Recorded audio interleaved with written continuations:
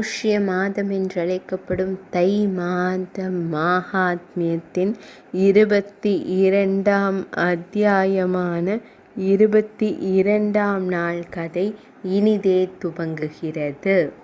தவம் நிறைந்த முனிவரே, இந்த பௌஷ்ய மாத விரதத்தை கடைபிடிப்பவர் என்ன செய்ய வேண்டும், என்ன உணவருந்த வேண்டும், இந்த விரதத்தை கடைபிடிப்பவர் என்ன செய்ய வேண்டும், என்ன செய்யக்கூடாது, தயவு செய்து அனைத்து விதிகளையும் விரிவாக கூறுங்கள் என்று அரசர் கூறியதை கேட்போம்.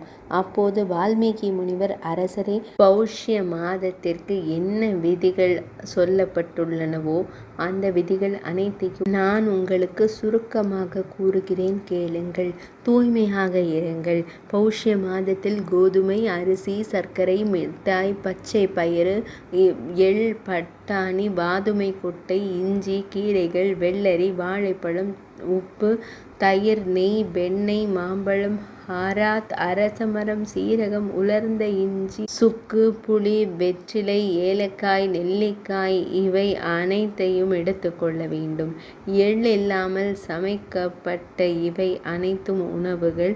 அனைத்து வகையான இறைச்சி மற்றும் கடுகு, போதை தரும் பொருட்கள், பழங்கள், பழம், பருப்பு வகைகள், எள் விஷத்தால் கரைப்பட்டவை, உணர்வுகளால் கரைப்பட்டவை, செயல்களால் கரைப்பட்டவை, வார்த்தைகளால் கரைப்பட்டவை ஆகியவற்றை கைவிட வேண்டும். பௌஷ்ய மாதத்தில் கடவுள், வேதங்கள், பிராமணர், குரு, பசு, விரதம் செய்யும் பெண், அரசர் மற்றும் பெண்கள் மற்றும் மகாத்மாக்களை விமர்சிக்காதீர்கள். உங்கள் திறனுக்கு ஏற்ப பகவான் ஸ்ரீ மகாவிஷ்ணுவை பிரியப்படுத்த விரதம் இருங்கள். ஹிராஜன் விரதம் செய்பவர் கார்த்திகை அல்லது மாக மாதம் என்று அழைக்கப்படும் மாசி மாதத்திலும் இந்த விதிகளை பின்பற்ற வேண்டும். இல்லையெனில் விதிகள் இல்லாமல் விரதம் இருப்பவர் விரதத்தின் பலன்களை பெறமாட்டார் என்று வால்மீகி முனிவர் கூறுகிறார். உங்களிடம் வலிமை இருந்தாலும் பௌஷ்ய மாத விரதத்தை உணவருந்தாமல் கடைபிடியுங்கள். உணவின்றி இருக்க முடியாவிட்டால் நெய் அருந்தவும் அல்லது பால் அருந்தவும் அல்லது விரதம் இருப்பவர் தனது திறனுக்கு ஏற்ப பழங்களை உட்கொள்ள வேண்டும்.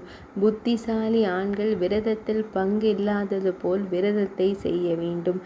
பௌஷ்ய மாதத்தில் ஒரு பல் துளசியுடன் சால கிராமத்தை வழிபடுவதன் மூலம் ஒருவர் மகத்தான புண்ணியத்தை பெறுகிறார். பௌஷ்ய மாதத்தில் விரதம் செய்வதன் மூலம் இந்த முறையுடன் பௌஷ்ய மாத விரதத்தை செய்யுங்கள். விரதமிருப்பவர்களை கண்டு யமராஜரான யமதர்மராஜரின் தூதர்கள் தூரத்திலிருந்து ஓடிவிடுகிறார்கள். உறங்குவதை விட அது மிகவும் பெரியது. உறக்கத்தால் மட்டுமே ஒருவர் சொர்க்கத்தை அடைய முடியும். பௌஷ்ய மாதத்தில் விரதம் இருப்பவர்கள் உடலில் பூமியில் உள்ள அனைத்து யாத்திரைகளும் உலகங்களும் உள்ளன. பௌஷ்ய மாதம் என்றழைக்கப்படும் தை மாத மாஹாத்மியத்தின் 22ஆம் அத்தியாயமான 22ஆம் நாள் கதை இனிதே நிறைவடைந்தது.